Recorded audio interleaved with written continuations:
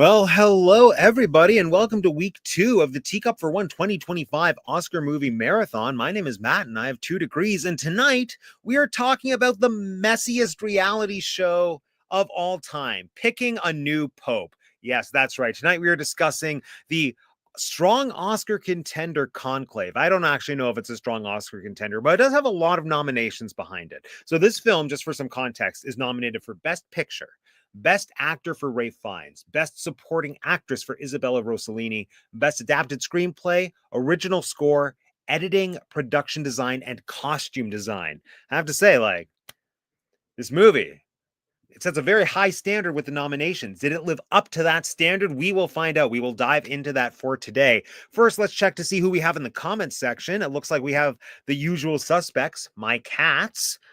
So this is Eliza. Hello, Eliza. Happy Thursday. Yes, Eliza doesn't have an opinion. She was more concerned with treats. Sabrina the cat. It wasn't colorful and fun, so she wouldn't watch it again. It's true. My mom did watch this one, and I don't know. I feel like maybe I do agree with her. My mom doesn't think it's going to win Oscars, but it was entertaining. I don't know. It might.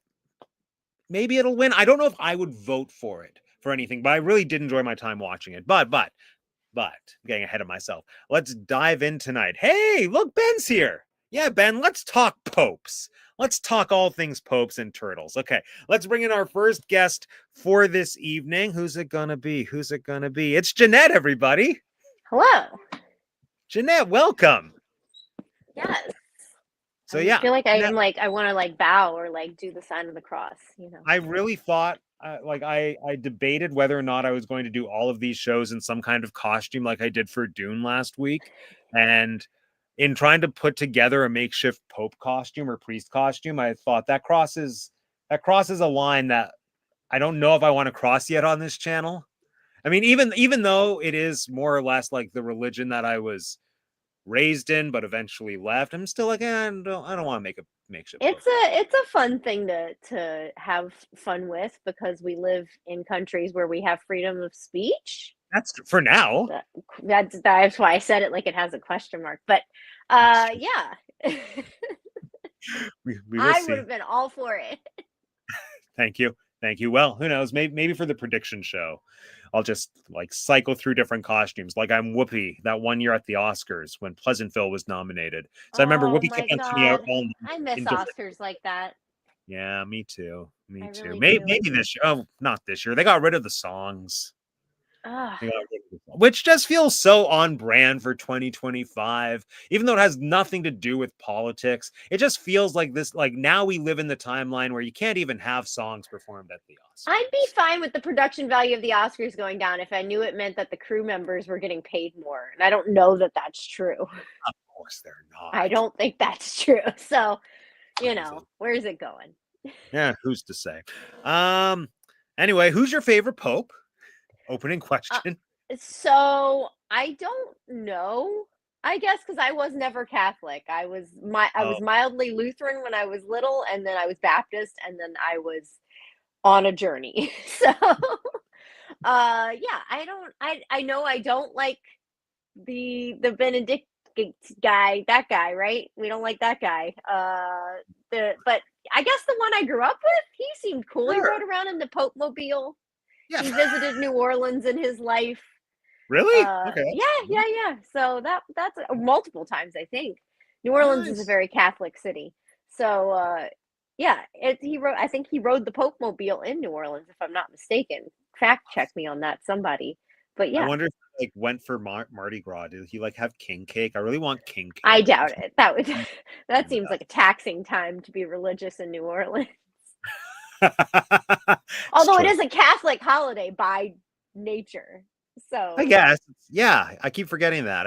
I never connect the two of them. When I think of this time of year in the Catholic context, I think back to elementary school when part of our schoolwork was them making us write down what we were going to give up for 40 days, which at the time seemed normal, and now is like that. But you didn't get the debauchery preceding the 40 days that you're supposed to get according to the Catholic. My grade 4 teacher did make us pancakes on Mardi Gras. That's a thing in some places. Yeah, that never took. We have daiquiris and fried chicken. Yeah. Pancakes. Maybe that's a good question. What's your favorite Maybe type of fried chicken wrapped in pancakes. My favorite type of pancake. You know what's funny about pancakes? I made pancakes tonight because my daughter asked for pancakes. I just made Nice. pancakes. Yeah. Fancy. My favorite type of pancakes, I don't know, ones that have fruit on them, usually. Nice. Yeah. I Nice. like a compote. Oh, I could go for a compote. Right, well, let's find out what Anna's favorite pancake is. Look, Anna's back, Ooh. everybody. Pancakes. The Hello. Oscar season.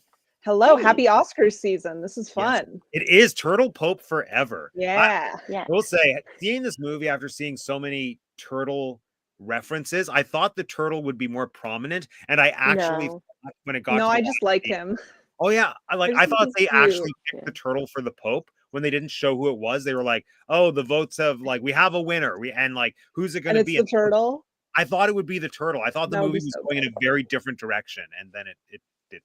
Well, it did after that, but a different direction. But Yeah. anyway, Anna, what's your favorite? Either who is your favorite Pope or favorite type of pancake?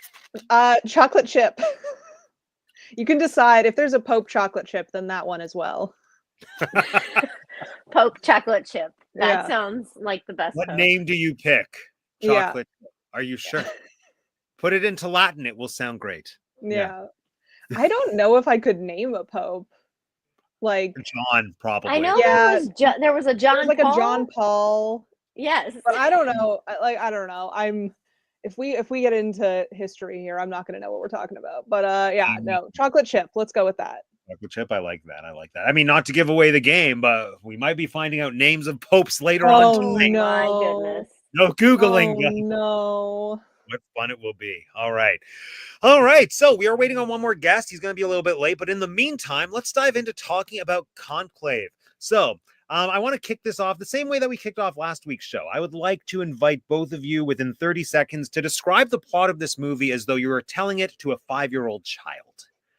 Yes. Mhm. So who shall start? Anna, let's start with you. You're Okay. a special guest. Conclave is a movie about a group of cardinals who have to collectively decide who the new pope will be when the old pope dies. And they all behave like Real Housewives crossed with Survivor players. You know, shows 5-year-olds watch. Accurate. That's Very my best guess. Yeah. I like it. Jeanette, your turn. Yeah, Conclave is a movie about priests who go into a private place to decide excuse me, sorry, who the new pope will be. And then many problems happen, and then an unexpected person becomes pope, and there's also turtles. I like that. Also, I want to note I've got a special snack for tonight. Turtles. Very nice. So if you notice me nibbling, that's what's going on. That's great. Oh That my is. God, Did you that's specifically perfect. seek those out, knowing that tonight was the turtle So movie? they were on sale at the store, and I was like, I haven't had a turtle in a while. Let's get a box of those. Nice. Yeah. Oh, I could Before go the end of the stream, I will take you people in the box and into the room where my turtle is in the next room, and we will see my Aw. turtle. I didn't know you had a turtle. Yes, his name is Squidgems. Squidge for short. That's so Aw. cute. Love it. Love it. Yeah. Why was there a turtle in this movie? Was that turtle metaphorical, or was it just a turtle? Like I want to hear everyone's thoughts on this turtle. Well, Why it was was the that? Pope's turtle. Yeah, that's true. That's He They cared they for were them. they were the preferred pet of the Pope, and Yeah. it seems right. I do think that they're symbolic. I think they're, I don't know. This They this is a seem movie about someone needing to come out of their shell, you know? There it is. There it is. Yeah. they're For also this- they seem wise, cute. like owls to me. They always Yeah. seem like I quiet think and because like they live full so of- long. Yeah. Yeah, actually, that's true. They do live a long time. Maybe there's something there. So just something interesting to the idea that this turtle is going to outlive all these popes. The turtle will see multiple popes. The turtle will always be there, though. The turtle lives is get like hit by a 25 to car. 30 years, which realistically, if a pope got in there when he was young-ish for a pope, like this guy that they put in there, Right. Could be a rather long. I also felt like it was symbolic of the fact that Ray Fiennes' character had to look after them for a time, and I feel like he will have to look after the new pope. I feel like that's Mhm. that there's that air, like he just kind of looks after everything. Yeah. Yeah, I can see that. I can see that. Yeah, just care for the turtle as you must care for Mm. your cardinals. Would Yeah. it have been too on the nose if instead of a turtle it was a bird, like a cardinal? That would have been fun. All right, let's talk about the movie. So, had anyone seen this before it was nominated for Oscars? Yeah, I saw it when it came out. Ooh, and so tell us about that. What were your first thoughts, your initial thoughts on seeing Conclave? I mean, I would say probably the same as now. Like, I enjoyed it. I don't think it's like the best movie I've ever seen. I think it's like a very pleasurable watch. I think it's a really good looking movie. Like, I think the cinematography is really nice. And yeah, I enjoyed it quite a bit. Thought it was a good time. Nice. Yeah, for the most part, I agree. Jeanette, what do you think? So the thing I've told everybody that I've talked to about it so far is it's the best, like, straightforward dramatic film that I've seen in a while, which is odd because Peacock lists it as a thriller.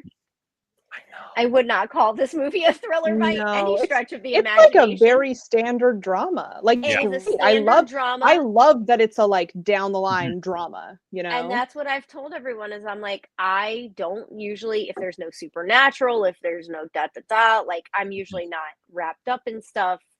There's no sci-fi. There's like no death really, other than just like a normal old guy dies. Like that's there's a bomb, and they do talk about a lot of death, but it's not like we see it on the screen.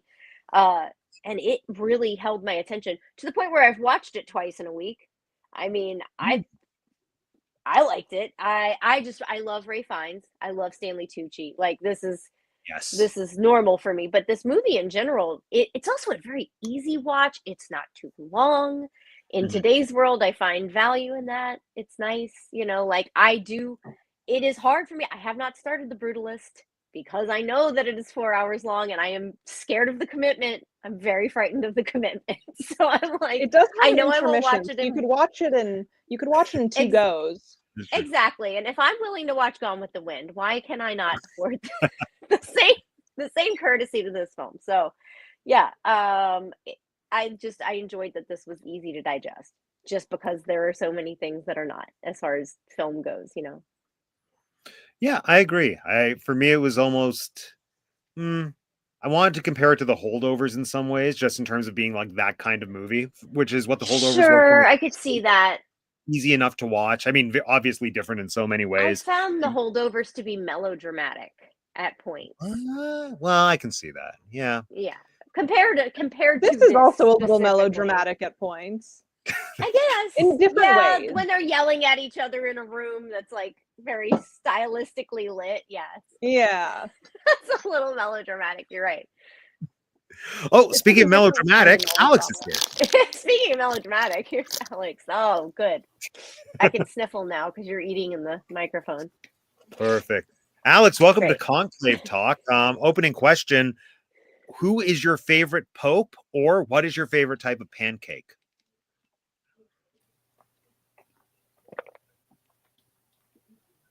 Pope pancakes. I mean, I don't know too much about popes. You I can feel pick like pancakes. Francis. It's got There some was good a stuff going. Francis somewhere in there. Isn't there still a Francis? Isn't that his name? Is that the one right now? He is. I think That's the cool Mr. guy. We like the Quebecois. guy. We like the guy right now. He's cool. Yeah, he's pretty cool. I think, all things considered. Pancakes. Ooh, chocolate macadamia nut. What? Jesus, you highfalutin. What the? That's right. Only the best for me. How much Yeah. are these chocolate macadamia pancakes that you're getting? Can I amend my answer? Right. My favorite, I thought of it. My favorite pope is Dick Pope, legendary English cinematographer. That's the best I can do with naming a pope. Good answer. Love it. I don't know who Love that it. is in terms of his body of work, but I appreciate it. I Shot like a the bunch of Easter. stuff, you know, I I'll guarantee. say Easter Bunny Pope from South Park. Then Aw. that's what I'll say. Yeah, I have no frame of references for. Wait, if popes. we're just making stuff up, Mhm. I know that's not what you guys are doing, but when I was in like high school, I always thought it would be funny if like I became Pope. But like, because I'm an atheist, so like I'd be like the first atheist Pope, presumably. I thought that'd be funny. I love The that you Atheist thought Pope that was coming this fall possible. on HBO. Atheist Pope. Yeah, when I was young, I didn't yet realize like what it would truly mean to dedicate my life to something that I didn't believe in, or at least like in that way. I mean, that's what Ray Yeah. Fiennes is struggling with in this movie, kind of. Well, the church, not God. I wish we could AI a Pope hat on the Alex right now. I know, I do Cool. too. If we Soon. pray on it, maybe it'll happen. Anyway, Alex, what do you think of this movie? What did I think of this movie? I had a good enough time watching it. It had like some mystery, thrillery vibes or whatever.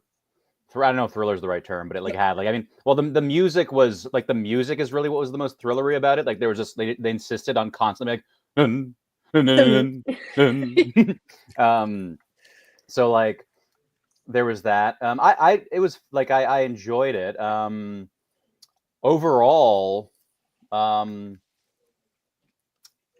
yeah, like I think overall, I liked Ray Fiennes, but I almost always like him in anything I've seen him do. I feel like there were some nitpicks with other performances that kind of disappointed me from like great actors like Stanley Tucci. I wasn't thrilled with personally. Even yeah, it's not like it's like a nitpick, right? Like I'm not saying like he was a big disappointment, but like I just personally felt there were elements that like were left to be desired, as it were. Same with Lithgow, or like maybe less so with Lithgow, but like more so with in Lithgow's case for me, it was like I wanted more. It's not like he left me like I found him lacking, or it was like I don't know. I wanted more. It's like, yeah, these great actors, exploit them, but like, use their greatness. But no, and in terms of like yeah, how it ends. Like I think the whole thing. I think it's an interesting movie. Like overall, I found it was an interesting movie. Like the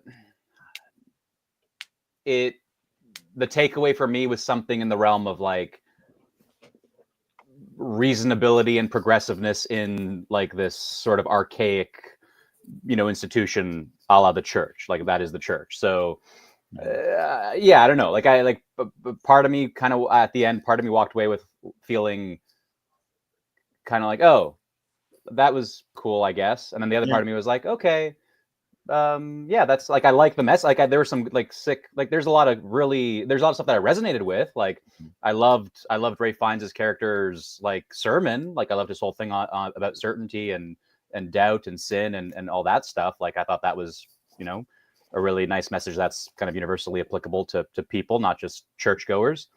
And I think that's kind of what this movie is somewhat getting to. It's getting to some kind of thing about like, yeah, what it means to be a person and a human being and try to do the right thing, kind of irrespective of God. I guess that's probably what my takeaway from this film is like, for being set in like the most famous, iconic Catholic setting and people, it really isn't about God or Catholicism or the church. It's about people trying to do the right thing, maybe. Mm-hmm. So yeah, I feel like it's tradition versus non-tradition, which they actually say out loud at one point, right? They're like, the church is not tradition. Yeah, I feel like that kind of summed up. Yeah, the Kabul Archbishop. Yeah, yeah. For the most part, I think I agree with everyone in one way or another. I really enjoyed watching it. I felt like it was, it moved at a pace that I appreciated, and I liked the acting across the board. Stanley Tucci, I always forget how much I like him, and then when I see him in movies, I'm reminded that, oh, I think he's one of my favorite actors. That said, I do sort of agree that I was watching the movie thinking I kind of want something more from you, Stanley, but I also don't know what more you could really do in this role. Like it just feels like you're I just think being the yourself. roles are But just small. yeah, They're yeah, it just just like there's so many of them. There's at Mhm. least what 5 key players aside from Ray Fiennes that they have to deal with, and the movie, like we said, isn't terribly long. So I feel Right, like right. to Stanley Tucci and John Lithgow's defense, there's just only so many lines that they have Oh in the yeah, no, and I movie. think he They're did the the best true definition of he could with supporting what he actor, I had. feel, Mhm. especially in a year where you have Zoe Saldana being nominated for supporting. Mhm. I will never die down on that. I'm like, I'm No, so it's Oh, I still sorry. haven't seen that movie. Oof. Saving that one till the bitter end, but I'm excited to compare that to Wicked. That'll And be fun. Ariana Grande, like Grande, I always say the Grande, but like she like supporting question mark like what? Yeah, she has like 2 hours of screen time. Exactly. Yeah, so that's how I feel about this. It's like no, they're actually supporting actors. This Yeah. is good. Right. We should keep going with this stuff. This is good. Yeah, but I guess I feel like compared to other supporting roles I've seen Tucci do, where I think he was outstanding and like more. Well, he didn't get nominated for this movie, which Devil Wears Prada. yeah, Devil Wears Prada is my go-to. Like I love him in Devil Wears Prada, and I feel like that is an Oscar-worthy supporting actor performance. Like he is supporting and doing really good character work and just grounding the movie in a way that's necessary compared to like what all the other characters are doing. And yeah, anyway, and justice for Tucci, just in terms of I really want that man to have an Oscar for Does he not anything. have a single one yet? He only has one nomination. Yeah, Oh, for The Lovely I don't like Bones. that. I didn't see. Yeah, I know. But also here, I will say, like, it's the role of all of these characters that they are very like repressed, cloistered. Like they're all cardinals. They all kind of keep their cards close to their chest. The whole point of their profession is that they're not like emotional. They're not sort of like forthcoming with their own sort of opinions and feelings on Mhm. things. Yeah, Stanley I Tucci's character grows more than any of their character, honestly, because he actually comes and like apologizes, says what he Yeah, that's realizes true. about himself. I one of the did things. enjoy that scene.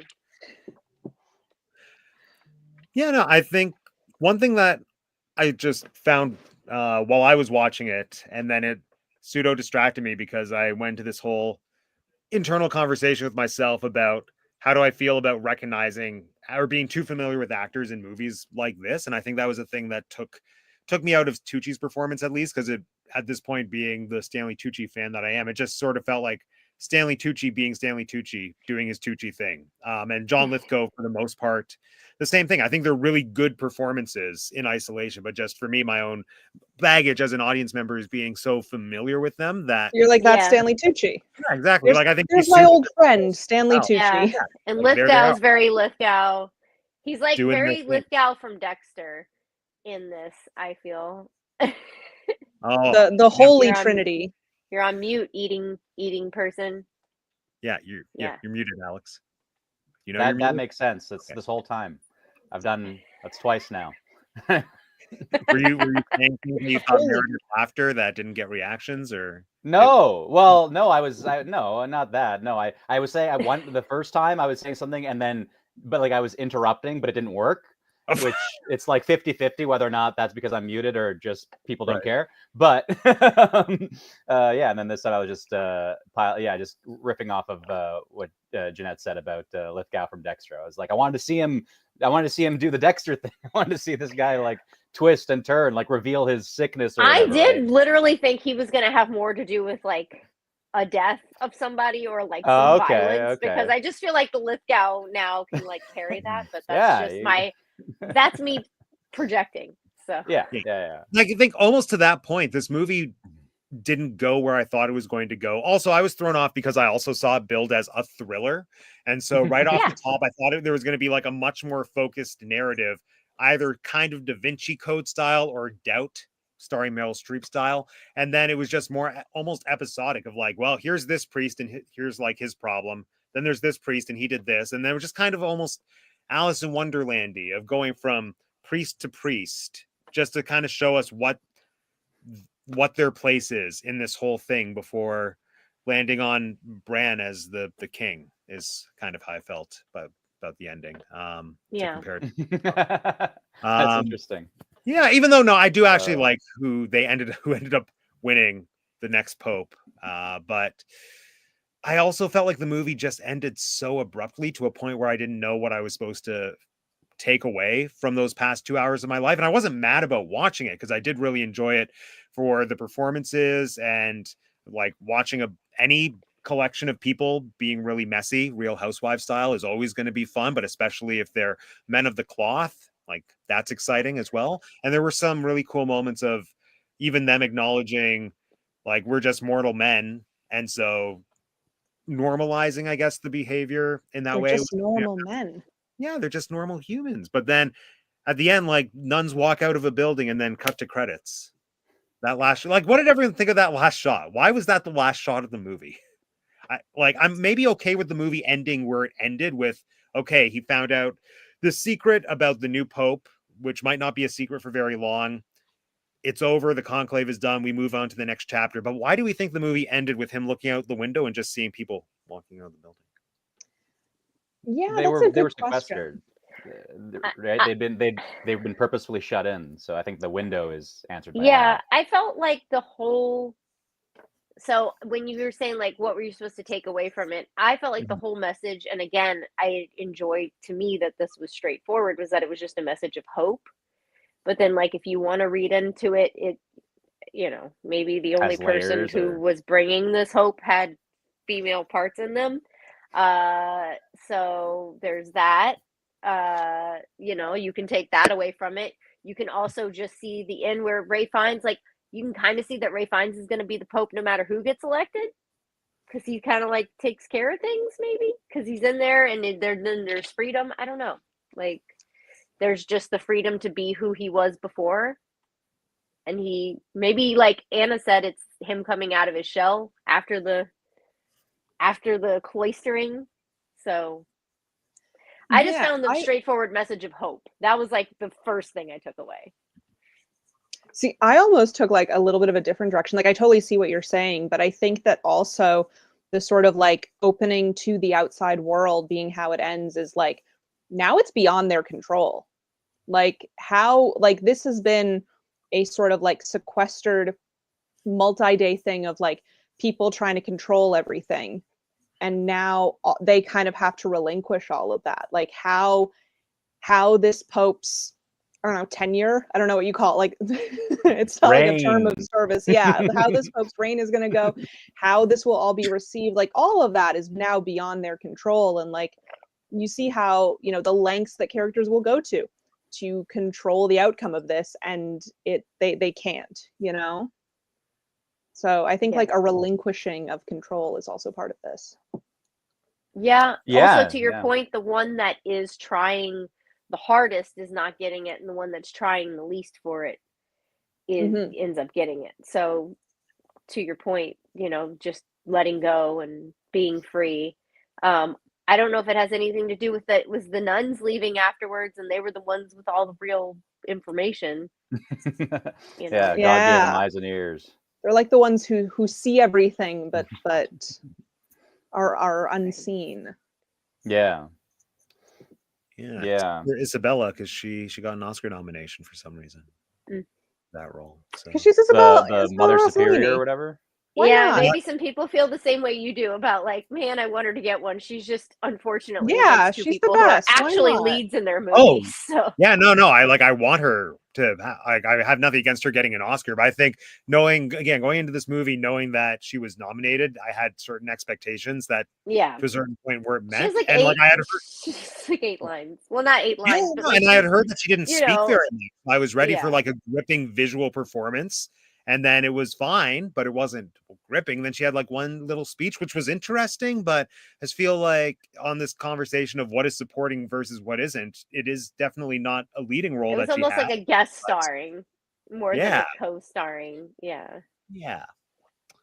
In general, it's a weird thing to think about, like actors who have historically done really good work, but they've never been, let's say, appropriately rewarded, or we know acknowledged in that sense. And So like basically to have that whole, like the DiCaprio or whatever, right? Like, oh, they're going to get an Oscar, but not because this particular performance or film was so Oscar worthy, but because their body of work is Oscar worthy, right? Which, I mean, for me, I feel weird about that. Like, I mean, unless you have a specific award that's like the Oscar for your body of work, or like the Oscar, the in lieu award. It's like those are various lifetime achievement awards, which I still don't think that she would normally get up for, considering the list of people who are probably there. It's, you know. Yeah. But the nomination, I'm fine with it is happening nice. when it's people I like. Well, yeah. Bully for you. If it's someone who deserves it, then I'm like, okay, a legacy win, why not? Yeah, no, that's the only reason I didn't complain too much when Jamie Lee Curtis won, because I like her. I don't think that role deserved anything, any type of acknowledgement. But has she ever been in anything that you're like, oh, like that should have been her Oscar win? Yeah, Fish Called Wanda.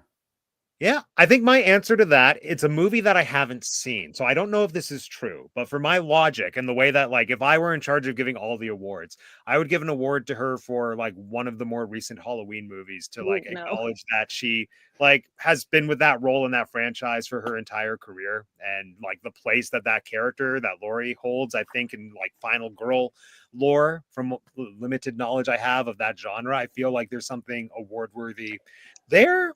Maybe let me suggest hard disagree from Anna. Christmas with the Cranks. Or actually maybe Freaky Friday. I'm only half joking, because that really is one of my favorite Jamie Lee Curtis roles. I'm not necessarily saying it's worth an Oscar. Freaky Friday. She played young Lindsay Lohan. So yeah. I don't know. I think it's not, none of those to me are like the Halloweens. Like I love the Halloween, well, not the new ones, but the old ones. Like OG Halloween, one of my favorite horror movies, and I do think she's very good in it, but I don't think that I would be like, oh, like that's an Oscar performance.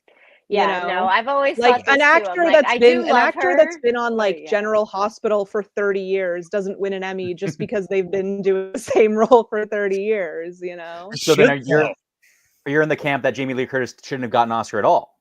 No, of course not. It's not a good performance. Cool. Well, yeah, especially like having seen that movie, I really wanted Stephanie to win because I thought she was. Yeah, within the same movie, there is a better supporting actress performance. Yeah, yeah. I guess in that vein, like if the honorary award isn't taking something away, that's maybe where it's like, okay, I don't care. I mean, I don't care anyway personally about who else was nominated that year. Well, the big upset was Angela Bassett not getting that. Oh, right. Or Black Panther 2. Yeah. Right. Still haven't seen that. Which Stephanie would have been my vote if I was a voting Academy member, but I thought Angela was going to win, and I feel like she deserved to win as well, at least more than Jamie. But yeah, I think Isabella. It's Carrie Condon in The Banshees of Inisherin. That's who I think should have won. Oh, definitely. That's a real supporting actress performance. Yeah, no, 100% agree. Yeah, I think also Jamie won because of family legacy, just being the daughter of the people that she's the daughter of, and I think that could also be a contributing factor to Isabella, maybe, well, probably not this year, but one day potentially getting an Oscar just because she's Ingrid Bergman, yeah, and Roberto Rossellini. Yeah, because they like to award those families, so, and rightfully so. If you're keeping the family lineage alive, and if I was Ingrid Bergman's daughter, I'd never shut up about it. Oh yeah, exactly. I talk about that every single day of my life. Yeah, and Isabella's great. I mean, this was no Death Becomes Her performance, but still. Now that's a supporting actress performance. Yeah, exactly. Yeah. So, how do we feel about the other supporting actors in this movie, specifically the ones who maybe aren't as big of names, such as, I can't remember the character names, but our I think favorite. Benitez. I don't know the actor who plays Benitez, but I thought that was a really good performance. Is he the one who became Pope? Yeah, right. Yes, that's his name. Carlos right? Diaz, or Diehz. That's the actor. Yeah. Yep. Yeah, I thought he was really great. Is he a Mexican actor? Yeah. He's great. I don't think I'd ever seen him in anything before, at least not that I remember, but I thought that was a really good performance. A lot of I found very soulful. Yeah, no, he had such a good presence, like such a watchable presence to him, and like that speech was like that's almost the kind of performance that, to my mind, is very much like this is a good supporting performance that merits a nomination Yeah. potentially. Yeah. Yeah, because he did so Hmm. little, but he held it together so well. Mm. I liked him in the movie, but I don't necessarily think there's anything super special about his performance personally. But No, what about his little speech about the church and what we do next? And yeah, it was good writing, great but again, speech. I didn't think it was a great speech. I just personally didn't. I think that what it takes to deliver, like his character was this, like this, notably like meek, humble, Mhm. like effect almost, virtually no bravado, and maybe actually that speech was like that speech and then his conversation at the end were the two moments I think, but maybe it was just the speech that like maybe he allows himself to, like, it's all good stuff. I liked everything that Mhm. we got from that character. I thoroughly enjoyed it, but I'm just saying personally, nothing from that performance like stood out to me of like, oh wow, that was like it's notably like beyond, Yeah. it exceeded what I would expect an actor doing that role competently to do. That didn't Yeah. happen for me. Yeah, Is I it think true? I felt. Yeah. Mhm. No, go ahead. Huh? Oh no, you can go ahead, Anna. Oh, I was just gonna say, I think for me, like, I think this is a movie with like a lot of really solid performances that I enjoyed, and nothing that I would kind of single out as that was the best of the year within that category. Just like solid across the board. They delivered, they did what they had to. Yeah. But yeah, nothing that I'm like, oh, this is like top tier. But Yeah, Um, I'd agree. is there really so nobody is nominated in Best Supporting Actor from this film, right? Because Not that's what I'm actually. looking at right now. No, so nobody nominated. So it's not going to be Tucci's not nominated. What I'm finding in the actor and supporting actor categories is that until I watch The Brutalist and The Apprentice and Honora, I guess, I'm really not going to know who I want because the rest of the actors are not in our movies. It's Other a than weird year Honora. for Best Like Actor. that's the only one. It Yeah. is. They're very like broken up. But The Apprentice isn't nominated for much of anything else. But I'm excited to watch that. Sebastian Stan does a great job being other people. I think he is a fantastic actor at doing things like that. Like not I love him in like original character roles, but he's really good at being people who actually exist. Yeah. And yeah, I will be excited. And Jeremy Strong is growing on me every role that he has. Like everything I see, I'm like, okay, yeah, I like that. I like that. So I'm gonna have to watch that one too. Yeah. I like Guy Pearce. I don't know. That's what I'm saying. Like I'm Guy looking, Pearce I'm like, is oh, Is amazing Guy in The Pearce Brutalist. nominated? Yeah, he's nominated for The Brutalist. yeah. Okay, so I haven't seen The Apprentice. I do still need to see that and I want to. But I think by a country mile, the best performance in supporting actor is Guy Pearce. He's so good in The Brutalist. Nice. Yeah. Guy Pearce is I'm also gonna Like have to watch it. probably Yeah. And then Honora, the guy from Honora is on here, so I mean, I'm excited that uh that's, there's another actor from a movie we're gonna watch, but also I gotta say, I'm looking. Edward Norton's nominated for A Complete Unknown, and that movie already seems like kind of boring to me. he Edward hardly did Norton anything. He has didn't even. not done anything exciting to me in like so long. I just feel like Yeah, everything he does is a little bit of a snooze fest these days. yeah, I think that's a little bit of the character he's playing. I wouldn't kind of I think Edward Norton is great. I don't think I would have nominated him for A Complete Unknown. I think there's stronger performances, but I'm not like mad, Yeah. But Yeah, no. Does Edward Norton have an Oscar? no. Did that happen yet? No. Okay. Like, Yeah. yeah, no. Yeah, I wouldn't be mad if he got one. I forgot he was in that movie, but now that I remember, I liked him more than Timothy Chalamet. But I mean, we know where that bar lies for me. So there it is. If Timmy wins this year, my gosh, I've already lost faith in a lot of things, but that Well, won't help. we should get him out of the way. That's my kind of thinking. Like if he's gonna win, and at some point, just get him to win now, and then we can, He's move in on. 2 of the Oscar-nominated movies. It does seem like wild to me when he was just in a freaking flop Willy Wonka like last year. I don't know. This world is a strange world when it comes to what people act in, and then they're getting Oscars. And I'm like, weren't you just in that TV thing? Like, what? It's just so weird now. It's a mad world. It's a mad, mad world. But what was I gonna say? Oh yeah, no, I want to go back to quickly to what's his name? To Cardinal Cardinal Benny Benitez. Yeah. Just to your point, Alex, I wanted to give a shout out to one of my favorite moments from him, at least, which was when he said to Ray Fiennes, like, "You don't want my vote, but you have it." I don't know. I feel like he had a lot of conviction in that scene, and that was the scene that sort of won me on him. I don't know. I feel like he was one of the more interesting characters in this entire film, across the board. Yeah. So, yeah. I think there's also a really interesting, like almost ethical question in that moment of like, if you're voting for the next pope, like, do you actually go with your heart and with your conviction, or do you go with who you think will win?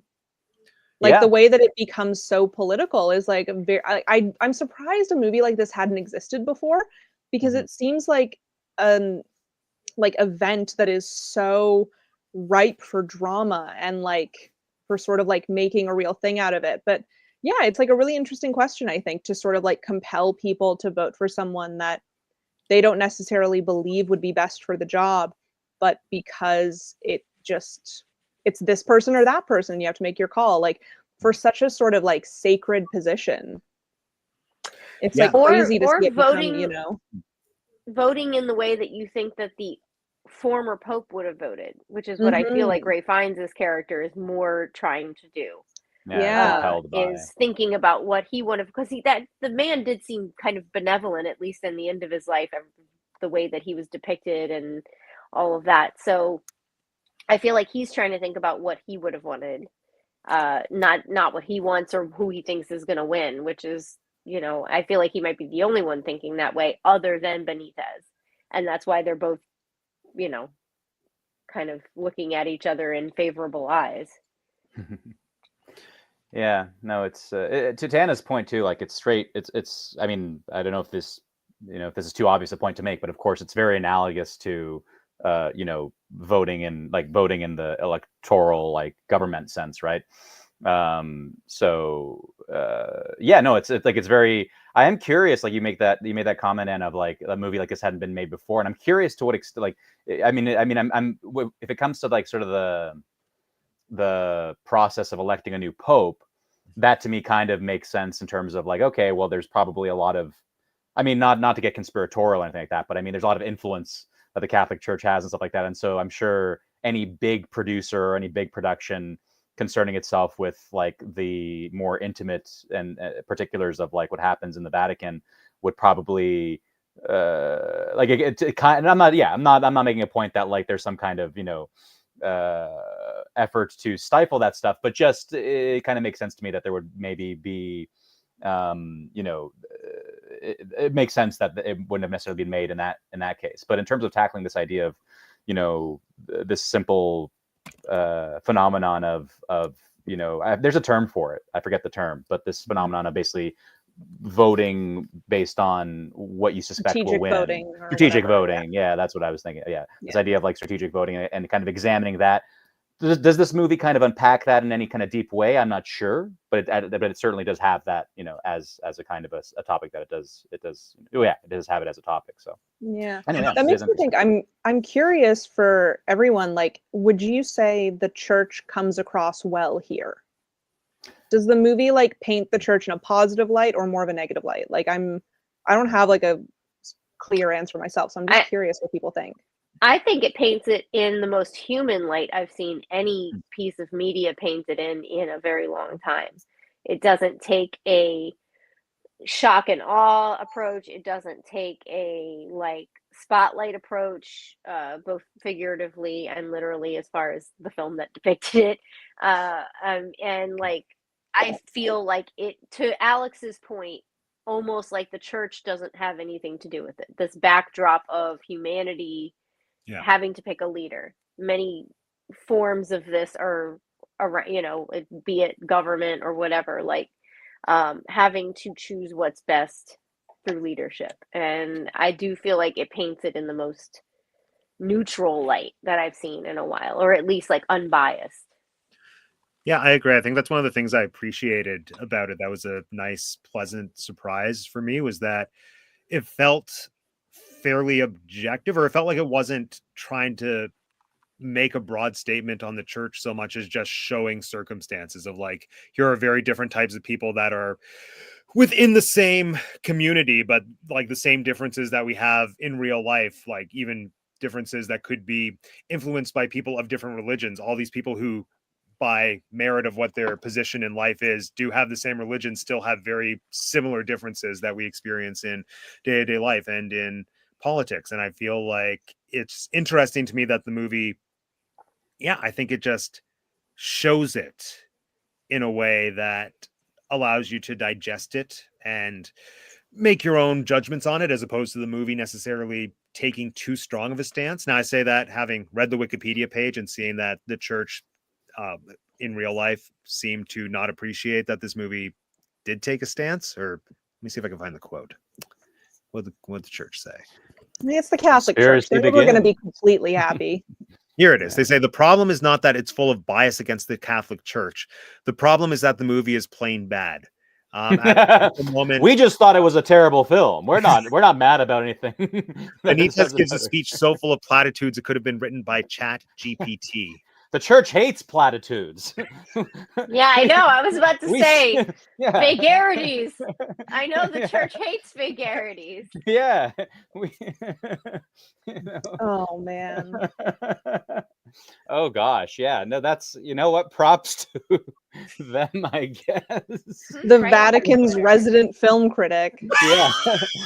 That's a ballsy. I was about to say, I'm like, since when did they start forming opinions about the validity of cinema? Like, what? Hey, they have to stay relevant somehow. You know, I think that's a thing. Like, or whatever. I certainly in recent years there has been seemingly this insecurity of like not enough Christians. You know, whether the numbers are getting smaller or they're not growing fast enough. Or anyway, yeah. Yeah, but I think I also appreciate that this movie didn't feel too much like scandal for the sake of scandal. Like at this point, It almost feels like when it comes to church-related movies, and like if I see a church setting and a movie is billed as a thriller, which I still don't think this was, but whatever. It seems to think it's a thriller. Yeah. No.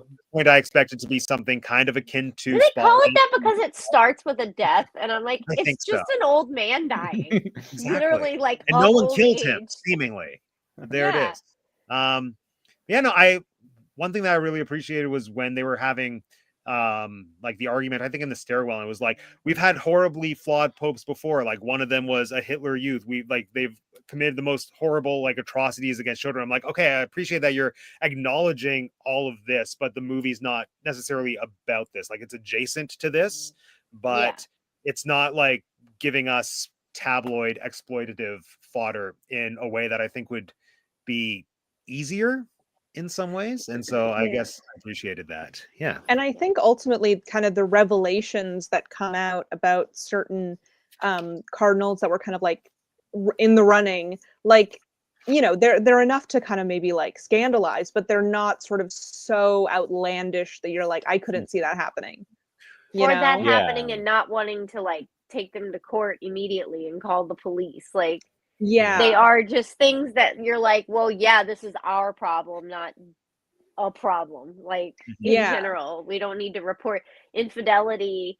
And like within the Vatican anyway, paying for votes is their own problem because they have their own system. Like, nobody killed anybody. No one in any other profession has ever like given someone a bribe. Like it's very kind of universal. Yeah, nobody's running casinos out the back of the Vatican.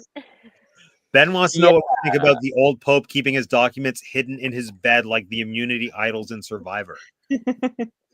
Hey, didn't Anna said Survivor? Yeah, it reminded me of Survivor, you know? Yeah, you know, you just gotta you gotta hide all your important documents in your bed frame. Class, of Yeah. course. You Yeah, imagine that that's is. like an Italian bed made in like the 1500s or something, and those are like old secret little. And like all the popes have slept in that bed, or is that just that guy's bed? Like, is that like the Pope's Oh, that's a secret good hidey hole? question. I mean, the Like, Do room they seems pretty change out the modern. bed when they get a new pope?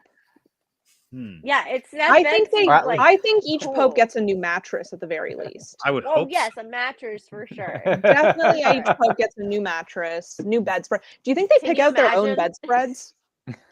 Is I there know. like I, a I think catalog? customize. I think they can do Well, whatever they there's no want. like Frankly, first lady, so I think that they're not doing it that way. that'd be interesting.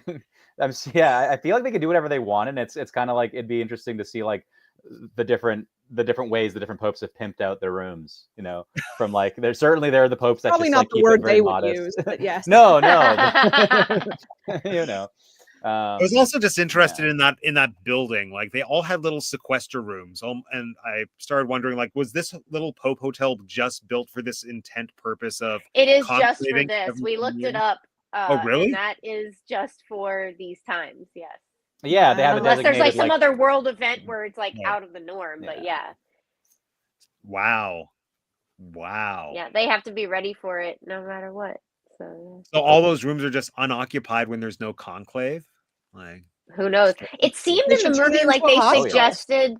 It seemed like they suggested that it was used for storage, at least some of the rooms, because they were like, you got to clear out this room and clear out that room. So it seemed like Yeah. maybe that they literally just use them for storage when they're not being Yeah. used. The Catholic Church is nothing if not extravagant. Let's. Yes, I sir. imagine you let's be store the clear. things you need to do this event, like all that buffet stuff. That's Yeah, got to go yeah. somewhere when you're not serving, hundreds of not pope. Well, no, not popes.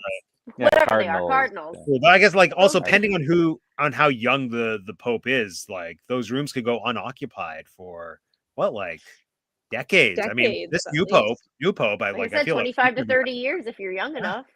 exactly. Yeah, hey, there's no limit, you know. Do popes die on the job or do they retire?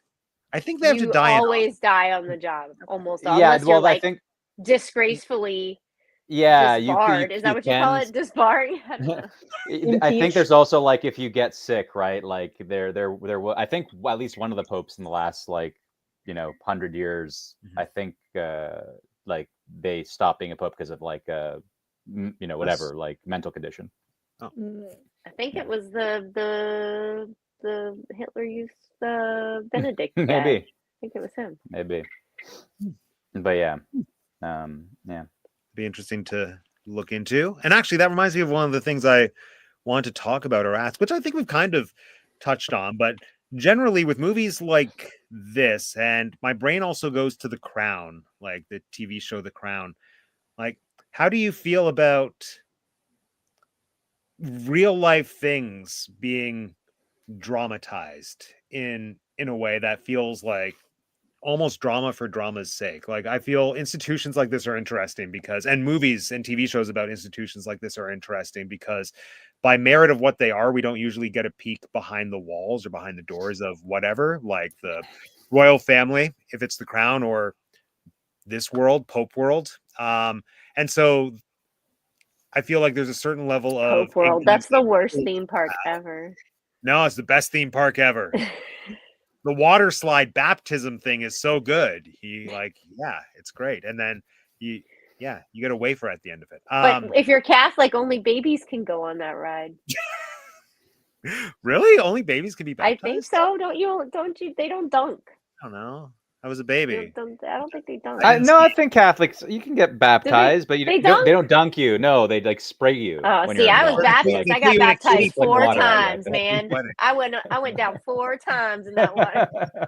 But It was anyway, fun. so movies and TV shows about worlds that we like the general populace don't know a ton about. Do you think that there's an obligation for accuracy, or what are your thoughts on that accuracy versus making it dramatically interesting? Because I do feel like all of this kind of sits on this concept of let's just throw you a lot of really messy drama. Let the popes and the cardinals spill tea on one another, and see where it goes from there. I guess we don't know how accurate it is though, because it is Yeah. such a behind closed doors thing. It felt realistic. I didn't feel like they were skipping any pertinent steps or playing anything up. They were just giving us the dialogue in between.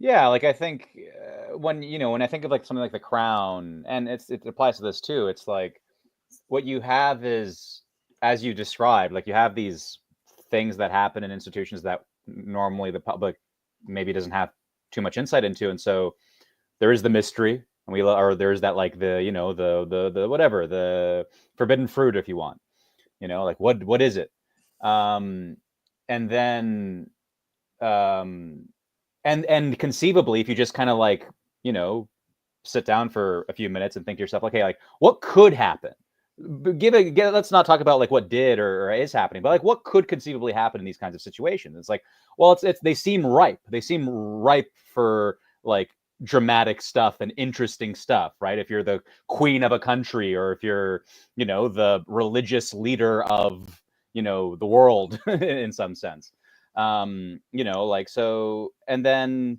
yeah, and then I guess the final kind of aspect of it is, to what extent are these things that are depicted, like how much do they at least seem to deviate from what's like likely to be the case, right? So if these are not directly like historical accounts or based on historical accounts, then are these at least things that seem closer to the realm of like they probably have happened in some form or would happen in some form, or do they seem more like like crazy exaggerations or fantastical exaggerations of like, this probably didn't happen, this is just the drama for drama's sake, for entertainment's sake, right? Yeah, I don't And feel I like think, this is on the level of dramatization like West Wing.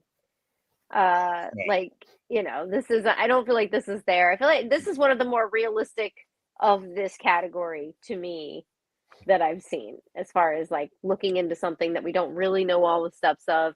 Even considering, like, think about like space dramas where they're in spaceships, like Apollo 13.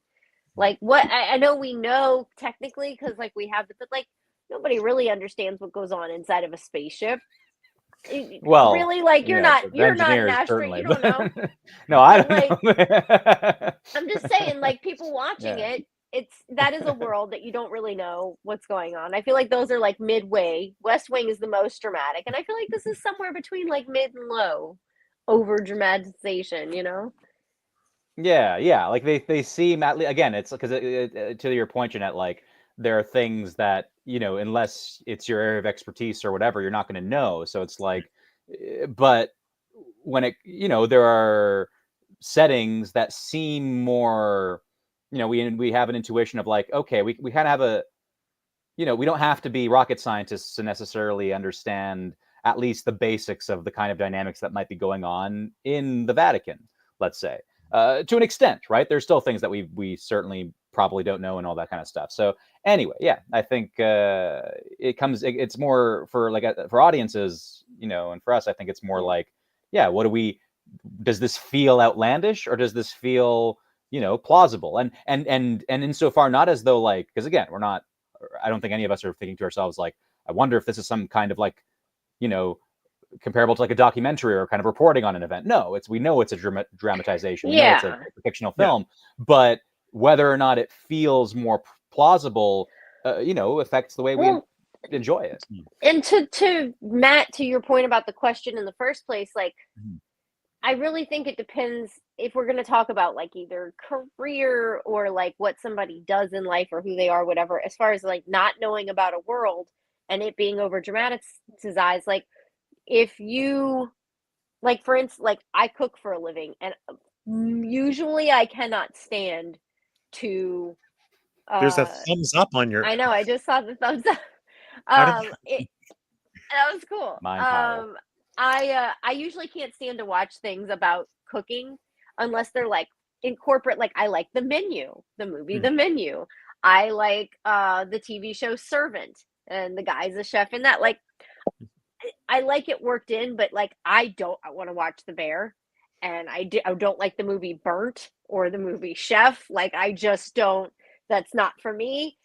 Because I don't like the over dramatization. I don't like the glamorization.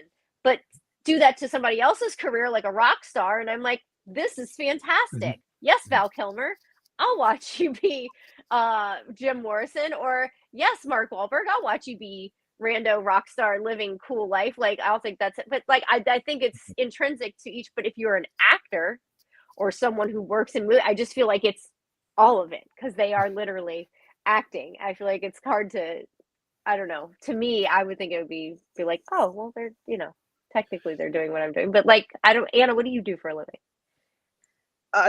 It's boring email job. Would not be a good. Well, like, okay, do you work at home or do you work in an office? I work at home. You work at home? Yeah.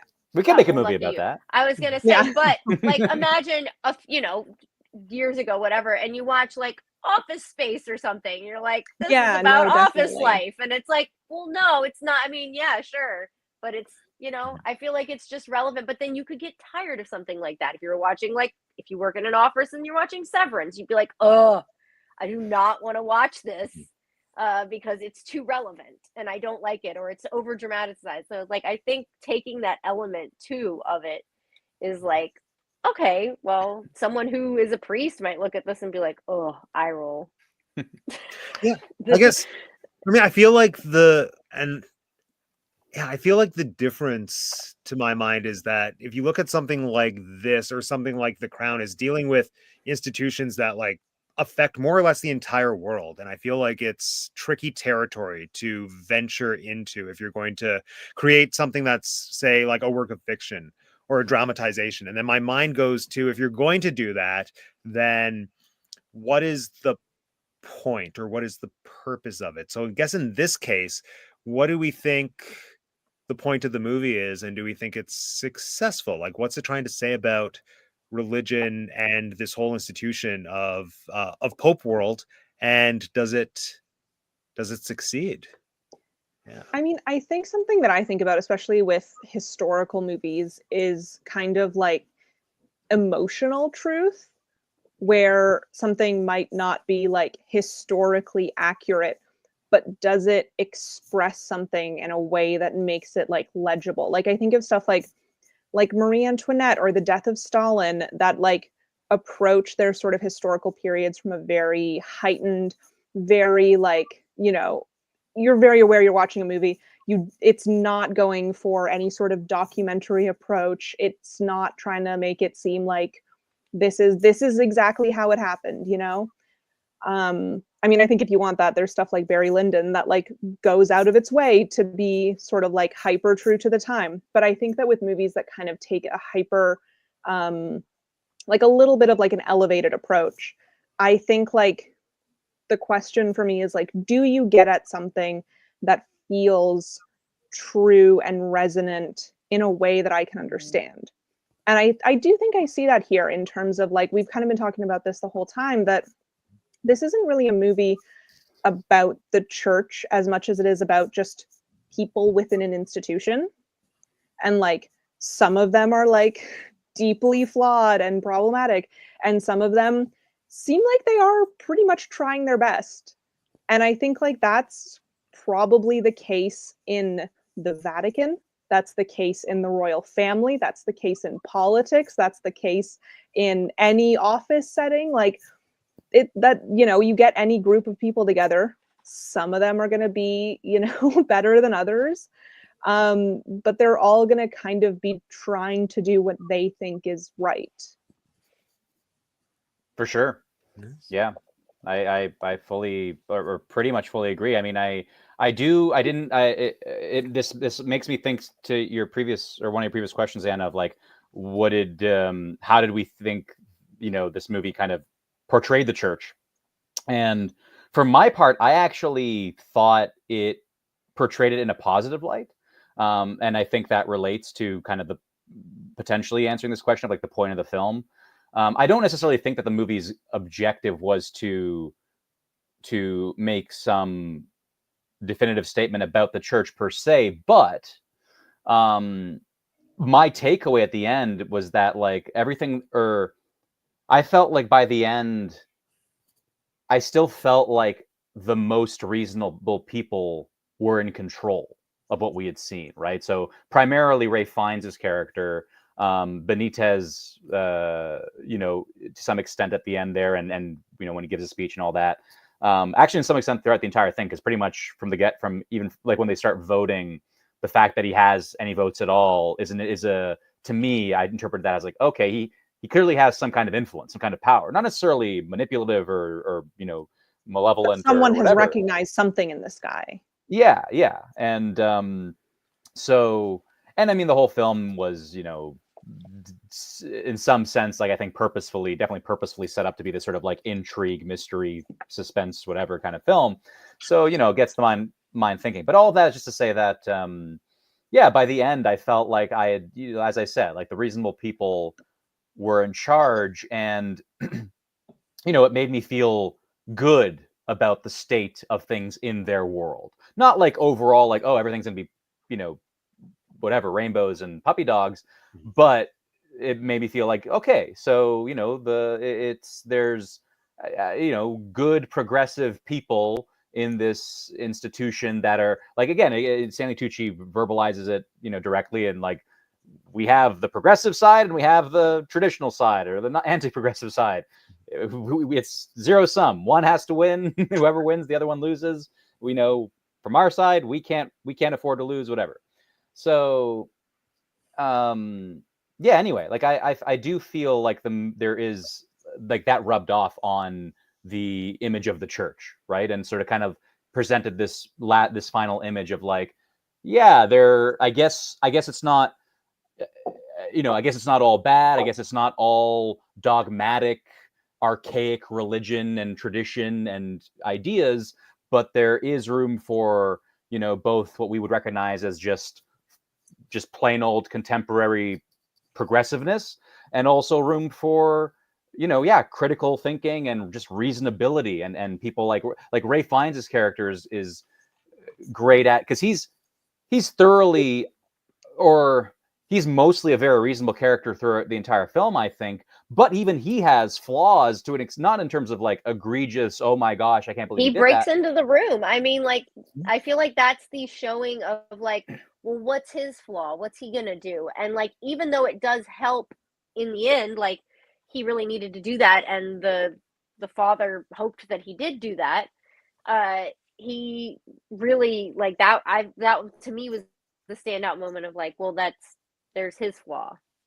Yeah, he broke in. He jumps the gun a number of times throughout the movie, of like jumping to accusing and this and questioning and whatever. And it's like, so and flip flops on himself, which is fine. But these are all examples of like both normal human and in his case, like he's pretty consistently reasonable once he either he starts from a reasonable place, or if he does kind of get overtaken by some kind of what the church might say, some kind of sinful notion or impulse, he's relatively quick and competent at returning to that place of reasonability and recognizing, okay, I might have made a mistake, or I might have done something too early or too rashly or whatever, and correcting and going back towards what he figures is the right thing.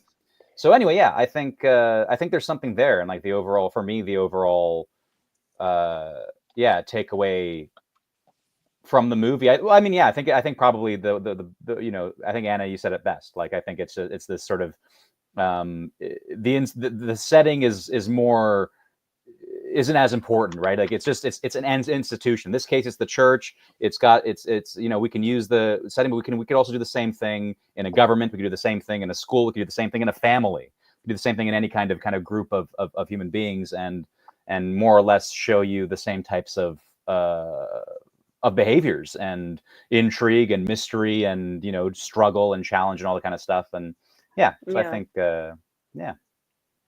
people just trying to people.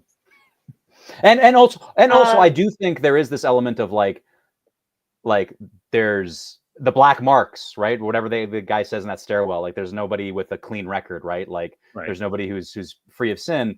Like, and that was something that speaks like kind of the unfinished business I thought this film had. Like it to the point Ben brought up the hidden documents. It's like I feel like the movie didn't really tie that up particularly, which I don't mind, but like the movie kind of did take some steps towards like like it got to that point where it was like, oh, like the previous pope was like surveilling us all and like didn't trust anybody, and I guess he hid, you know, documents in his bed potentially if it was him.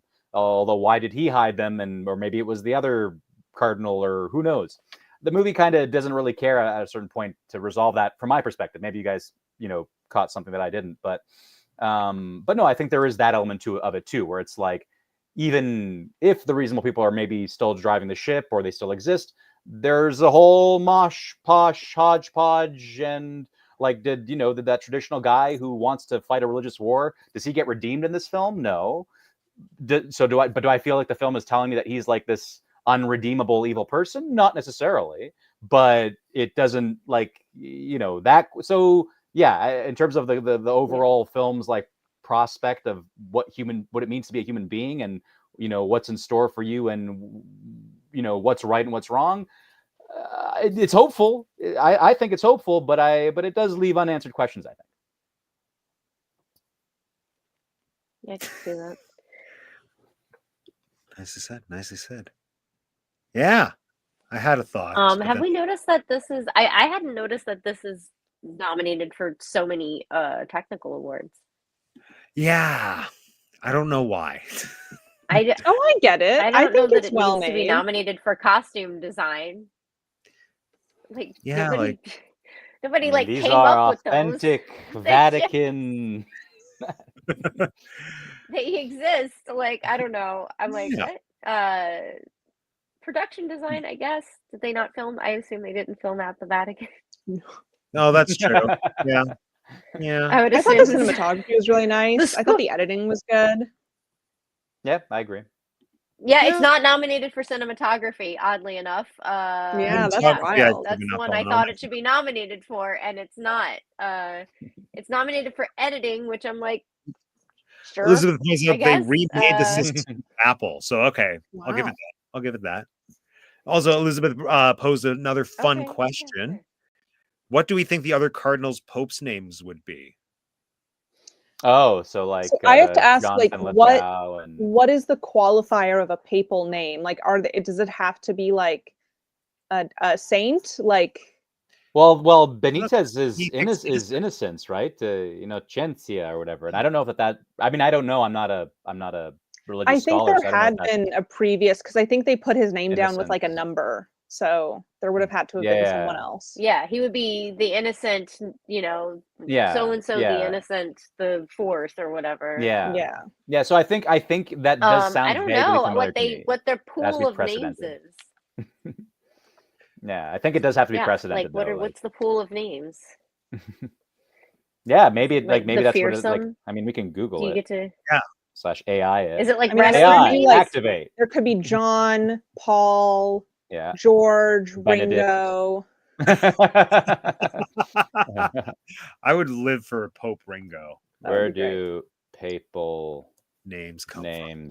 Like, could there be a Pope chocolate? Well, when a mommy pope and a daddy pope love each other. All right.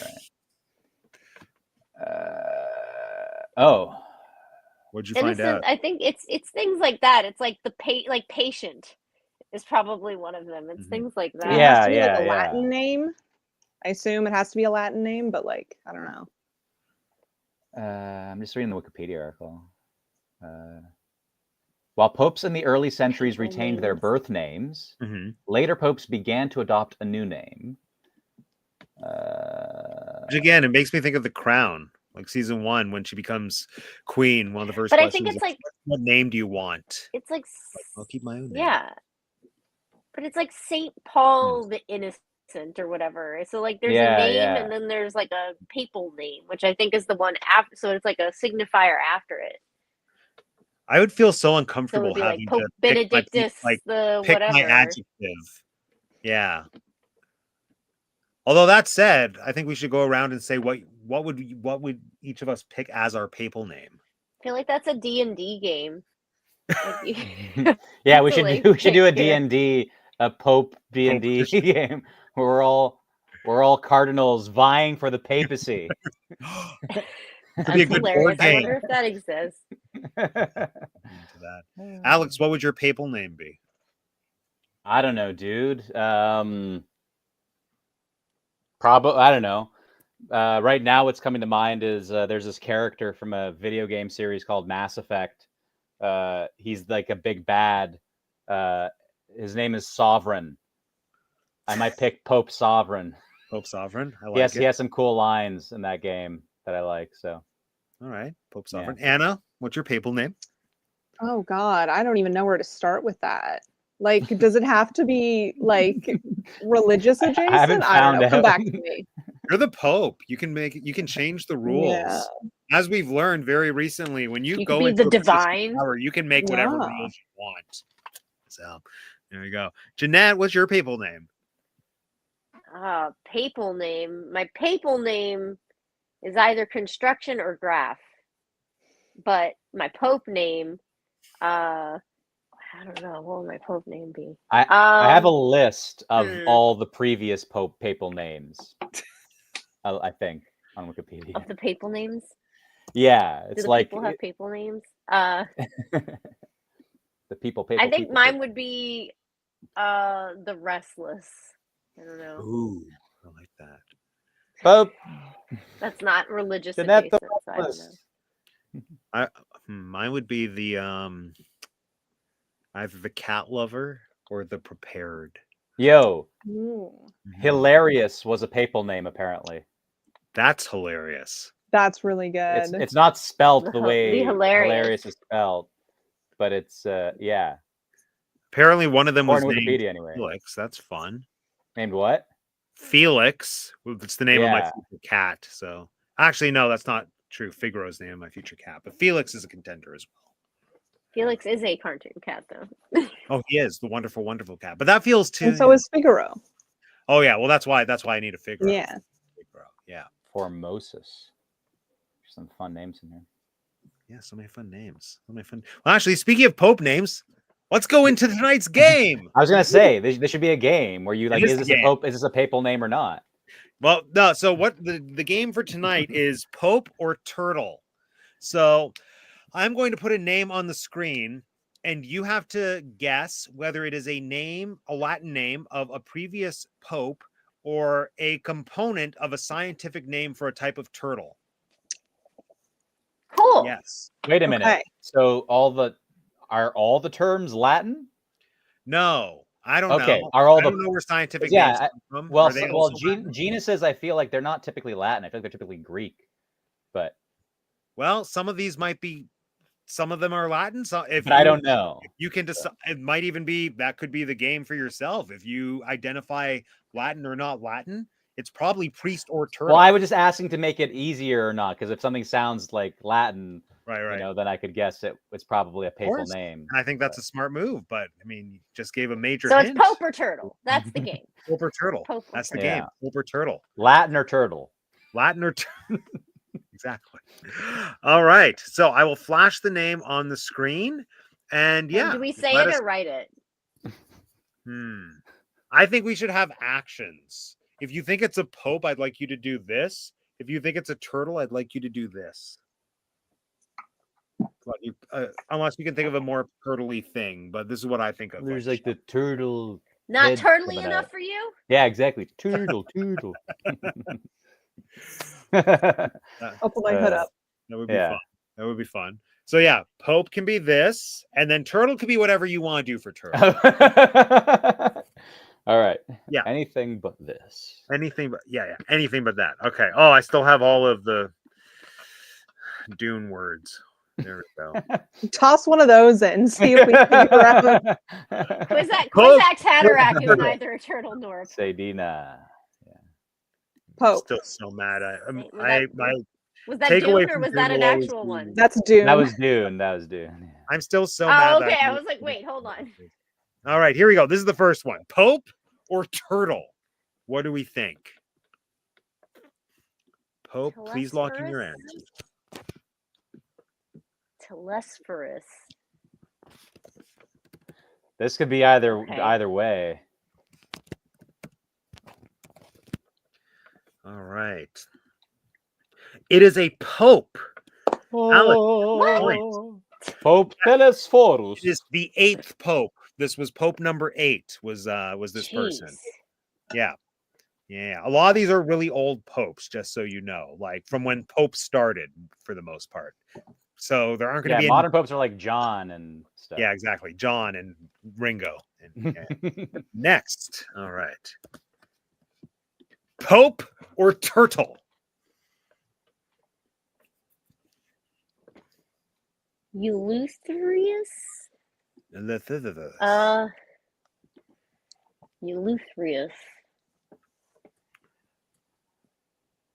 Answers are locked in. This was also a pope. Yeah. Now it's in Too Jeanette. Latin sounding. This was Pope number 13. Yes. Of course. All right. Next. Hold on. Boom. That looked like testicles at first. Testudinis. Testudinis. Is that a turtle with really large balls? Maybe. Testudinis. Actually, I'm just gonna keep. Oh, Eventually, you know what? I gotta be right. Oh, I'm changing. Are you sure? Yes. Are you positive? Yes. Good call. It's a turtle. I just realized. Yeah. Ah! What did you realize? Roman Empire, man. The Romans used the testudo formation. The sword and shield guys, they would use testudo formation, and that's where they would raise their shields in a shell-like pattern. And at first, I was like, "Is it just a Latin term for like some guy?" And I was like, "Wait a minute! It's the formation based on turtles. It's a turtle." It was Pope Turtle. Boom. Pope or turtle?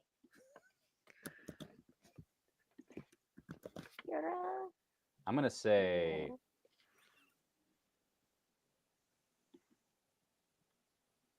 Jeanette, is that Pope or the turtle? Baptist prayer hand. Oh, That's Baptist Pope. prayer. Okay, I thought you were making like a turtle shell. So actually, No, that we would have been prayed like the turtle or Pope. Next time we play this game. or surprise. It's a turtle. It's a turtle. ah. There you go. Bringing in I'm the dying. turtles. All right. Next.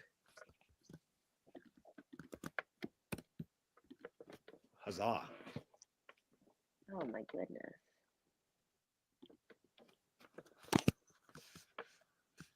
I'm gonna change my answer this time, and now I'm gonna be wrong. I know it. No, you're right. It's a turtle. Yay! Yay. All right. Cheloniodia. Next. Wouldn't it be funny if all the rest of them were just turtles?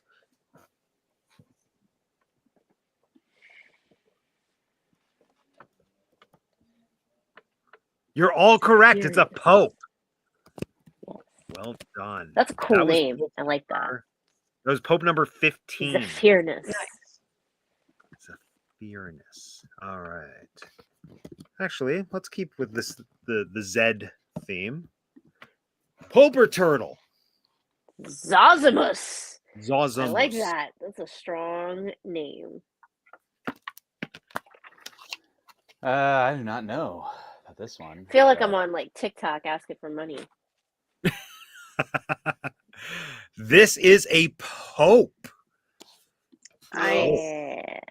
Nana, there we go. All right. Next. Hold on. How many do I have left? I have one. Okay, I have three more. Okay. Let's do this one. Ah. Pope or turtle? Cryptodiria. Cryptodiria.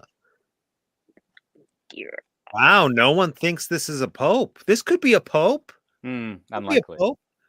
No, it's not a pope. It's That'd a be turtle. the gothiest pope ever. Yeah. It'd be the what? Super goth pope. Crypto. Yeah, these are all gothic. like all the It'd be super gothy. I'd most want of that the to be turtle my names are papal feminine name, the anyway. Goth. That would be goth fun. A We goth still haven't pope. had a goth pope as far as I know. Yes. One day. Maybe this is the goth I guess pope. during the gothic era. Oh, wow. Everyone was quick to pope that. Religious. You're correct. This is a pope. Okay. And we have one last one. It's my personal favorite. Paracryptodira. Didn't we just do Cryptodira? This is half Cryptodira? Para Cryptodira? Oh yeah, we did just do. Yeah, well, you're all right. It's a turtle. Although this one's interesting because there's debate as to whether this is a turtle because it's an extinct turtle. This is like a super prehistoric. Maybe it was a turtle. Maybe We're it only half was. sure it was a turtle. Wikipedia doesn't Gotcha. know. Certainly Yeah. not a pope.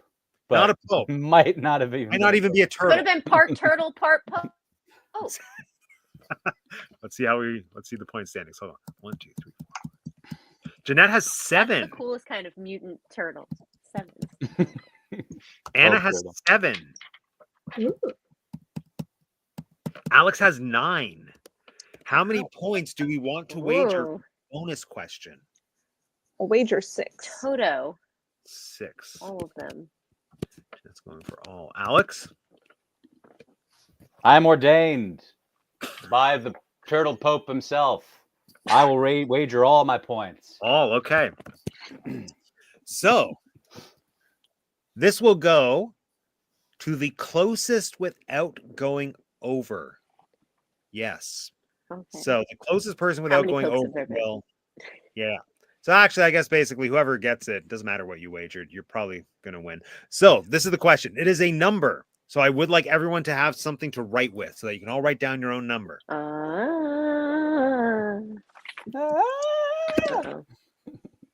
I don't know if I have anything to write with. Because I'm an idiot. All What right. did I do? Oh, yeah, I think I see a marker. Hold on. The answer will be a number. Okay. It's a number. How many popes have there been? Shoot. Oh, I literally just said that. I have no pen. Where's... Oh, there's a pen. I found it.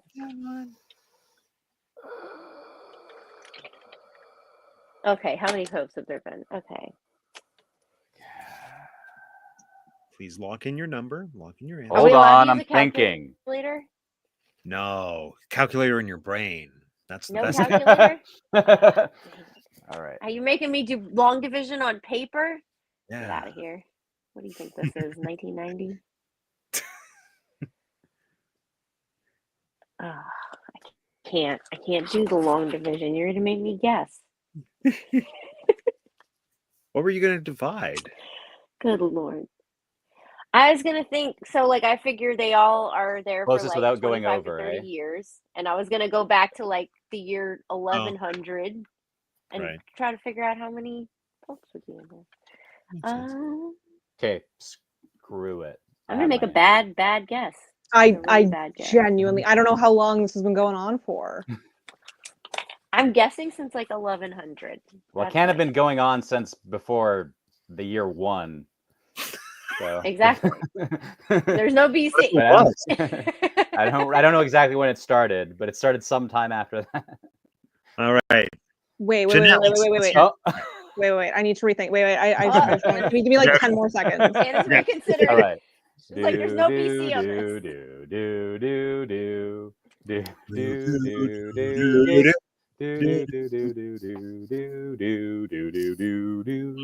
Okay. All right. I don't know. Yeah, I don't know either. This could be like an embarrassingly bad guess. It'd be funny if you got like the The exact number. Let's start with Anna. Anna, what'd you guess? I don't know. I put 48. Like the answer could be 100. The answer It could could be be. 30. I genuinely, I was like, Don't worry, I got you, 1,000. Anna. Jeanette, what'd you say? 200. 200. Alex? You know what? I have no idea what's right here. 51. 51 is my guess. Well, Jeanette, you win. There have been Yay! 266 popes. Whoa. Damn. Woo! Boom. That was. I had no idea. Yep. The very When did they start? They started in, hold on, list of popes. No, I don't want that list of popes. List of popes in order. The year 30. 30. Oh Okay. wow, I was off by almost a full 1,000 years. We had, yeah, had you thought at 30, what would the answer have been? Wow. 202. Yeah. Yeah, the year 30. I think I also read somewhere on this page that I think that out of those 266, only 3 of them have been under the age of 25, which is interesting. Yeah, yeah, lots of Pope stuff. Go Popes, 30. go Turtles. You know, I feel like there are probably some turtles that I was gonna say that have been around longer than all those popes, but I conflated 266 popes with years. So I feel like there are turtles that are like really old. Probably. Yeah. Although not older than the Pope, the Popeness, you know, the job. But who's to say? Who knows? Maybe there's a shark somewhere that was there since before the first Pope. A Or a bad- paracrypto turtle. Exactly, a paracryptic turtle. The true Pope. The true Pope. All right. Well, there it is, everybody. Conclave. I'm a clave for you. As are we for you, Ben. As are we for you. So, oh no. That was so bad, We're Jeanette. so bad we lost Jeanette. Well, What does claving mean? it's like I'm a slave for you. Oh, Conclave okay. for you. Okay. I have to rearrange everyone so we're where you've been all night. Okay, there we go. Sorry. All right. So before we sign off, this is a question that I asked at the end of the shows, I think last year that I forgot to bring back last week. But if you were to award one Oscar to this movie, what would it be? It doesn't even have to be one of the ones that it's nominated for. If you get your vote and you could just give a free Oscar to Conclave, who gets it? And for I think what the original score is really good.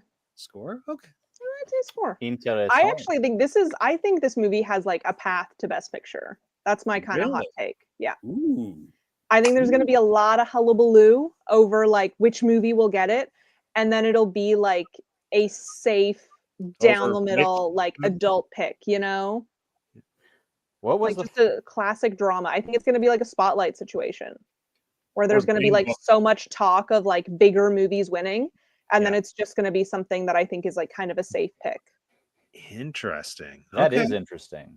I don't think I'd be mad if it won. I'd be underwhelmed. I wouldn't be mad though. Yeah. Yeah.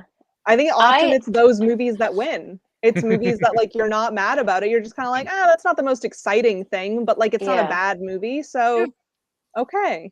Okay. But yeah, I would say score. I think it has a really good score. I am with Well, you one on vote for score, other cinematography. than it's nominated with Wicked and Amelia Perez. I feel like it's unfair to be nominated against 2 musicals in that category. Except the music in Amelia Perez isn't good. But just to pick something different, I mean, I will go with them on adapted screenplay. Like I don't mind the screenplay here. Like I said, it's easy to digest, it's easy to understand. I like what they did with it, so I'll go with that on here. But cinematography too. I'd pitch in on that as well. I'm really shocked it's not nominated. But is The Substance nominated? Hold on. If The Substance isn't nominated for cinematography, I'm gonna cry. Hold on. It's not. This is the stupidest crap ever. Whatever. Okay. What is this meant to have been? What is this adapted from? A book. A book. Apparently it's a pretty like not truthful, good adaptation. Like fairly faithful. Yeah, faithful adaptation for the book. Cool. I'm just going through the categories because I don't have them memorized. I don't know. I guess I liked the. If it indeed, I don't know the details, but as the one commenter said, that if they rebuilt the Sistine Chapel and I thought the production was pretty good. Like it all seemed real and related to the real stuff. So like, yeah, let's give it that. Production design, if that's the appropriate one for that. Yeah. Nice. Boom. I think my vote would go to actually, well, yeah, I'm tempted to say adapted screenplay. I'm tempted to say production design for the reasons that have already been stated, but I guess my hot take would be, even though he's not nominated, I would give it to Pope Benny the actor who played Pope Benny, for the reasons I said earlier about how I appreciated the performance in a supporting capacity. Yeah, that's who I would give the Matters Award to if I had my own award show. Yeah, I mean, granted, out of all the supporting actor performances this year, maybe not, but like for this one movie, I feel like maybe that's what I valued the most, was that performance and how it was just like a nice through line, I feel, for the entire film, and for what he had to do. Yeah, I think he did a good job, especially as like a breakout performance. This is his first movie, so I always enjoy that story when a first time actor gets a nomination and then they win. So that's my narrative. There we are. Yeah, looking at supporting actress category, I would also give it to Isabella Rossellini. You know, For the No. legacy, maybe, yeah. Who's Or that? I would say the there's Oh, you're legacy. nothing talking about Mother nothing in that Superior? category that I'm like, oh, like that's like a clear, like, you know. So why The not? only it's I agree with you. Yeah, I guess I just feel like with those two that have the larger roles, but they're not awarding it for time on screen. They're awarding it for best supporting actress. Yeah, I still maintain if Jennifer Hudson could win supporting for carrying all of Dreamgirls, that word means nothing. It's Yeah. other actor in the movie who's, yeah. So there it is. But yeah, if Isabella gets an Oscar, I will not be mad at that either. Just like I won't be mad if this wins Best Picture. So there we are. All right. Well, thank you, everyone. Now it's that time. One at a time. Tell us who you are. Final thoughts on this film and any other fun things you want people to know about you and what you have coming up. We'll start with Anna. Ooh. So what I have coming up is the prediction show, which I'm very much looking forward to. And yeah, that's I don't have that much going on, but I do have my box of turtles that I'm now going to snack on. So I'm very much looking forward to that. And you can find me on Instagram at Anna Swanson, which is my name. Yeah, that's all I got. Love it. You know, go Turtles. Go Turtles. Thank you, Anna. Hey, I'm gonna take you on a trip to go see my turtle. Show us your turtle. And not pay attention to my messy basement, but you know, we're gonna show you the turtle. Do do do Do do do do do do. I don't know how to flip the camera, so I'm gonna like be in the frame with the turtle. Where you at, Squidge? Squidge. Squidgems. Yeah, there he is. Hold on. His water. There we go. Oh, there he is. Squidge. Squidgety squidge squidge. He's turtly enough for me. Oh, he knows he's on camera. Yeah. No, he knows that human means food, maybe. That's what he knows. Yes, he knows human means food. There he is. Anyway, so there's and it's the same breed that was in the movie. It's a yellow belly slider. Cool. Yeah. Squid. Anyway, so that's my turtle. That's my squidgy. Yeah, so you can find me here, right here in this chair, on Teacup next week. What are we doing? It's next week. Wicked Next week is already? Substance and Nora. Oh no! Ooh, good. When the moon hits your eyes. I need to see Nora still. You can also find me. Today's Thursday. I love that there's this synergy now.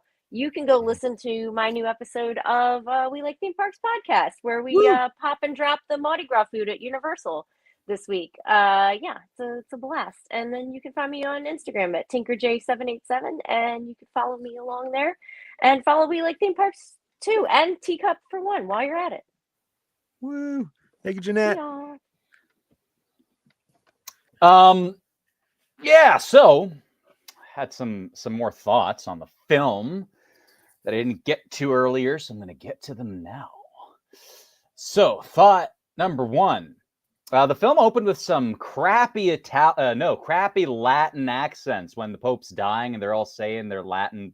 In fact, pretty consistently, there's a few exceptions, but pretty consistently, the Latin is pretty terrible, which is especially notable given that Ralph Fiennes in particular, I felt, now I'm not Italian, but I do come from a Latin background. I speak a Romance language.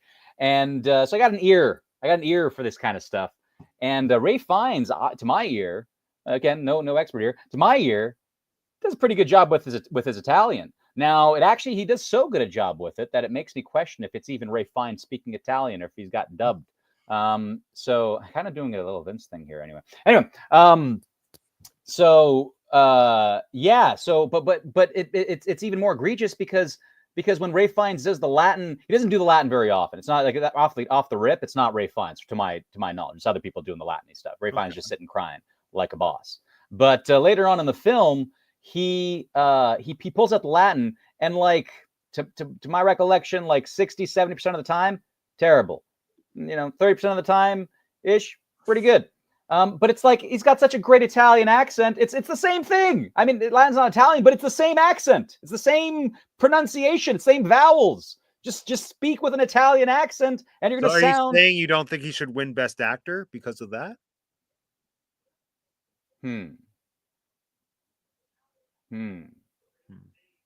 No. Okay. No. But this is bigger than Ray Fiennes, right? This applies to like everybody in the film. Like there are very few instances of good Latin accents. They all sound like English people. It's like, oh, we all speak English, so we're gonna speak Latin with an English accent. It's like, no, just do it in the Latin accent. Between the Hispanics and the Latin, the Italians, Ray Fiennes, whatever he is, like, just do it. So that's one thing. Okay. Yeah, I thought Ray Fiennes's kind of switch was a little bit. Specifically, so he has the whole thing where he's like, I don't want to do the witch hunt anymore. Like, don't want to do investigations anymore. I'm not. This isn't my job. And then he has the conversation, from what I can recall, he has the conversation with the guy, Benitez. Yeah. And he and Benitez says, I can only do, I can only vote with my heart or whatever. I can only vote who I think is the right person, and that's you. You have my vote. And then Ray Fiennes decides to start poking again. On one hand, I kind of, maybe I get it. Maybe it's like, oh, okay, so you're kind of, you feel empowered. You feel like, oh, like somebody believes in me. Maybe that means I have the authority to, like, because maybe before that, when he was saying I don't want investigations, it's not my job to witch hunt. Maybe he was kind of coming from that place of like humility / just, like a combination of things, like frustration, not necessarily like being overwhelmed by conceiving of the deception and of it all, the behind the scenes stuff that he wasn't aware of, the secrets, the lies. But also probably a bit of like, it's not even like I'm not here to be a big bad. I don't even want this job. It's not. I wanted to resign as dean and all these responsibilities, so I'm not going to go around huffing and puffing my authority. And maybe talks to Benitez, and he's like, you know what? Maybe I do have something. Maybe there is a. So like I get it, but just my own experience watching the film, I kind of felt that his switch was it just kind of felt a little bit off, a little bit like, oh, I thought you didn't want to investigate. Now you're investigating again. It didn't click for me. Maybe that's more, that's speaking more to like my lack of attention in that moment, because it kind of took me a while. And then like I was having those thoughts. I was actually like, and then I was like, oh yeah, he did have that conversation with Benitez. Maybe that's why he switched. Maybe. Oh well. And I'm sure that's what, I'm pretty sure that's what is supposed to be at least implied based on what happens, sequence of events. But anyway, so there's that. Latin sucks. Good people, progressive people. Yeah, that was the main one. Latin. Latin. Yeah. All right. Yeah. Okay.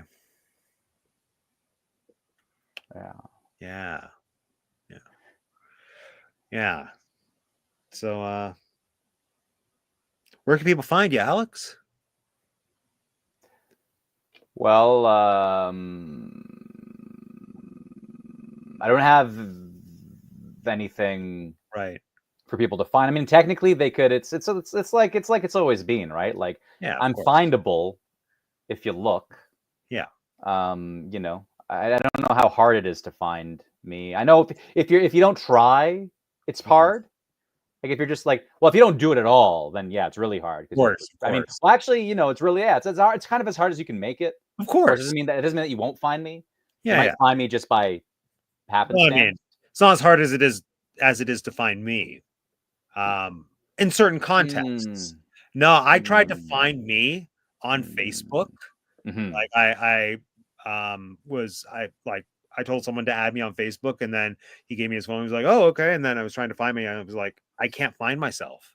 So like on Facebook, that's intentional. I don't want people to find me on Facebook, but like it's very Yeah. hard to find me in context where I don't want people to find me. So I hear you. In other contexts, it's so easy.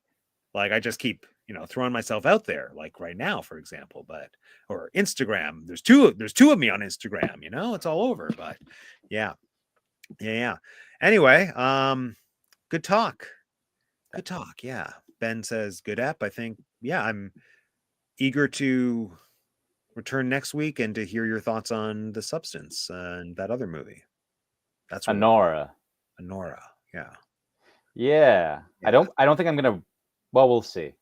Don't think you're gonna watch it? No, I was gonna say because I've already seen The Substance, but it was a while ago. So on the one hand, like I could do it with a rewatch. Oh, okay. And Right. on the other hand, it's like I don't know if I'm gonna rewatch it. Right. So we'll see. We'll see. All right. Well, we will. Until we see. Goodbye. How do you end this?